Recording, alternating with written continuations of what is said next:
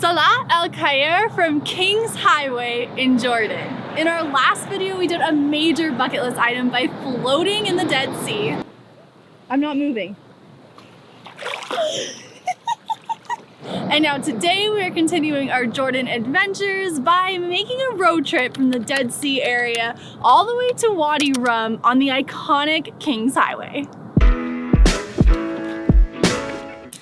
It's incredibly sad to be leaving the Dead Sea because it's so beautiful and warm, but the road trip in Jordan must continue.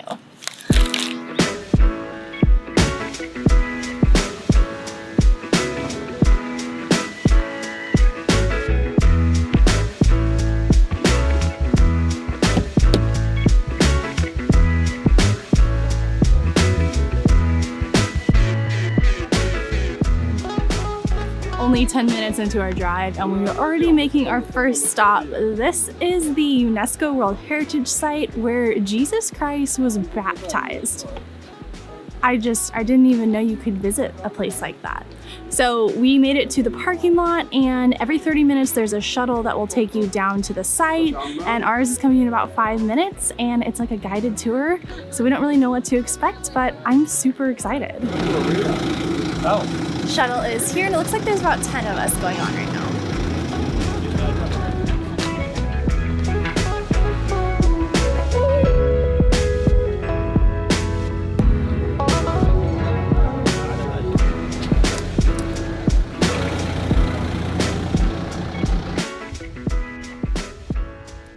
Since we don't know much, luckily every ticket that you buy comes with a full guided tour. So our first stop is down to the Jordan River.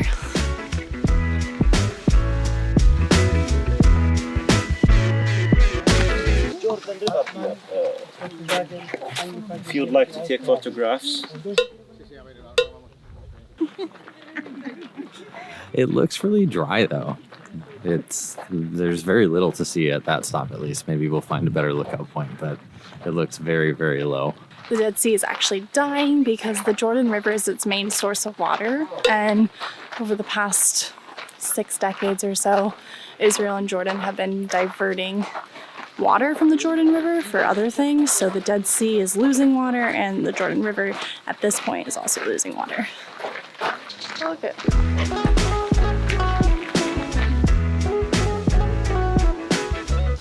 This is the place where Jesus was baptized.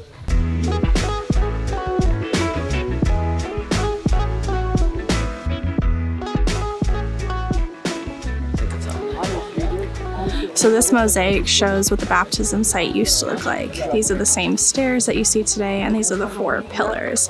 The Jordan River used to be much closer and flow into the baptism site. This is where Jesus was baptized by John the Baptist, and then the river would continue flowing. So the water flowed just right through it. Now the Jordan River is much further away, but this is what it used to look like.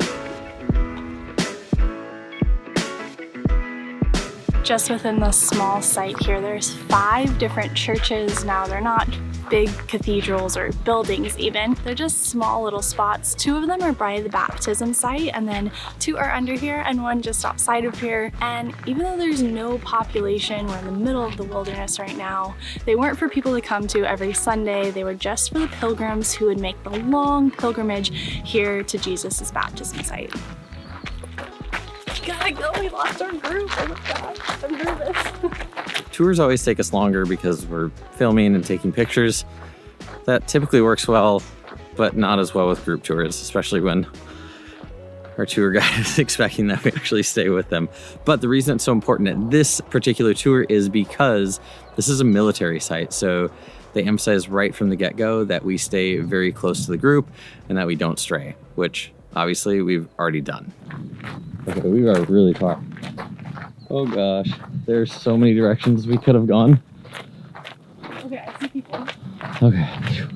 On the last bit of our tour here, we are splitting time potentially between a church and the Jordan River, but if the church is closed, we'll just be going to the Jordan River.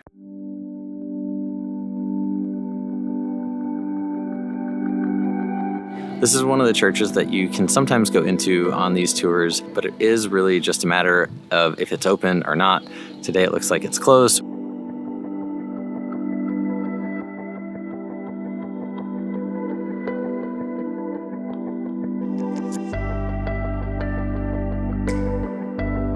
Right behind us is the Jordan River, and they allow you to take your shoes off and put your feet into the water. And if you have a cross with you, you can also take that off and put it in the water to be blessed. We're just across the river from Israel, and Now I think you will meet tourists from the other side, from Palestine. Between us and them only 3 meters. Wow. So you can talk, but it's easy to talk, but it's forbidden. Oh. Yes, I'm so sorry to say that. I mean no contact at all. it's crazy to be this close to a borderline and separated by this much of a river. I don't know. It's just bizarre.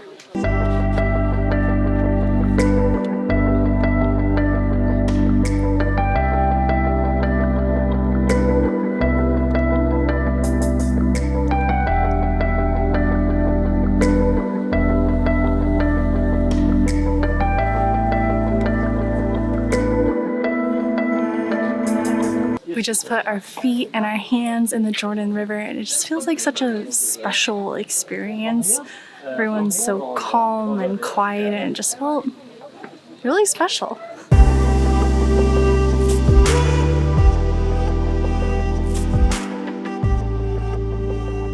That is it for our little tour. Now we are heading back to the shuttle, then the car, and back to the road trip. Yes.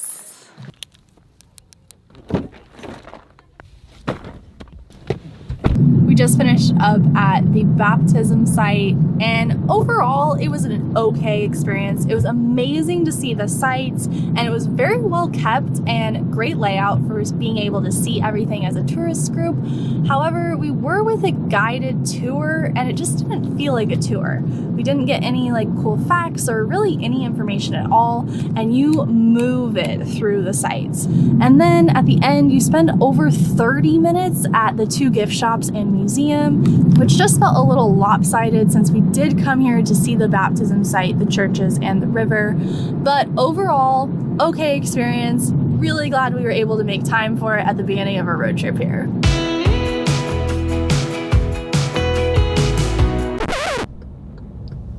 It is a necessary stop on every road trip. Hi, do you have cookies? No, just what's here? Okay. Sorry, I love cookies. Thank you. You got that? Yeah, have a good day. Now, it may be tempting to give us flack for stopping at McDonald's in the middle of Jordan, but let me tell you why McDonald's is perfect for road trips. Number one, they're everywhere. We're in Jordan, and we just went to McDonald's. Number two, food's consistent. That's a good thing. Number three, bathrooms. Always necessary on road trips, and I mean always, especially when you drive with Alicia. Don't record me. And number four, They also have consistent Wi-Fi at every McDonald's if you need that, and it's fun to see the different menu items. For example, these chicken nuggets only come with 9 instead of 10. Same thing in Egypt.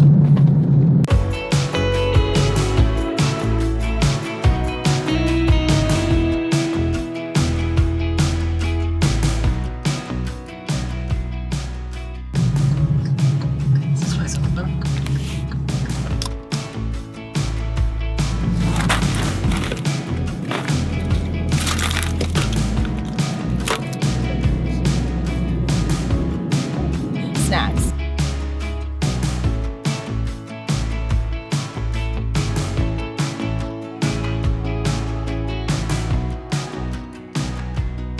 so far driving Kings Highway has been seamless. It is a very, very nice highway. Well paved, well lined. Another thing, there's no real off-ramps. It's hard to explain, but you either just go through like a town or a municipality, and if you want to exit, there's like these U-turns.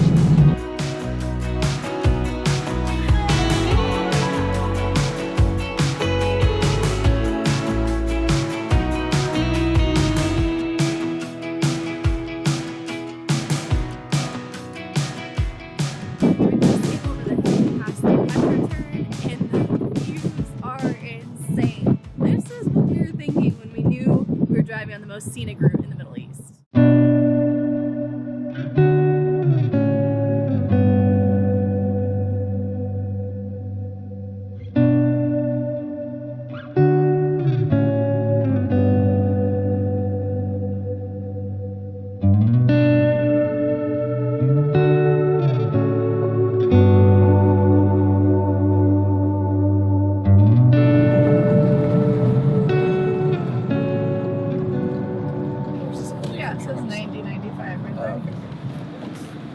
Good? Yes, 90 full, please.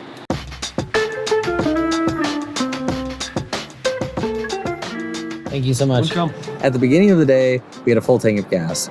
And now that we're almost to Wadi Rum, we're down to about a half a tank. All gas stations here are attended by someone, so you don't actually fill the gas up yourself. They come to the car and they will fill it up for you.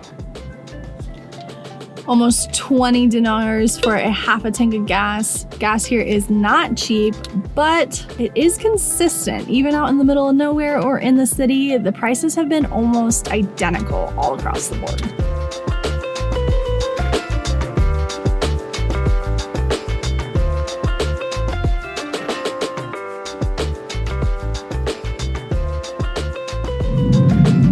Officially made it into Wadi Rum, and the drive-in has been insane. The rock formations are crazy, massive, and so intricate, and the light right now is perfect.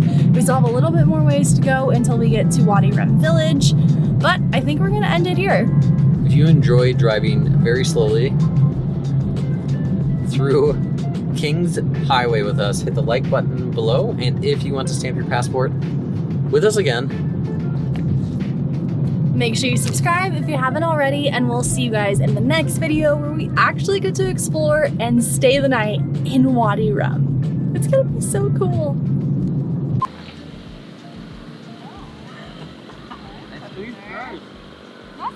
Yeah, it is. That's a new rule.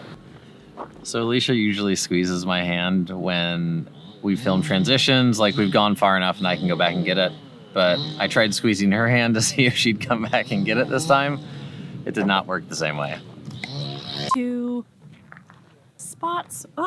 3 are under here and 1.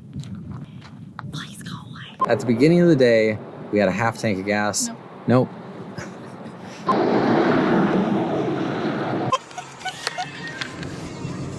Did you get it or was it too fast? I got it. I mean, oh no.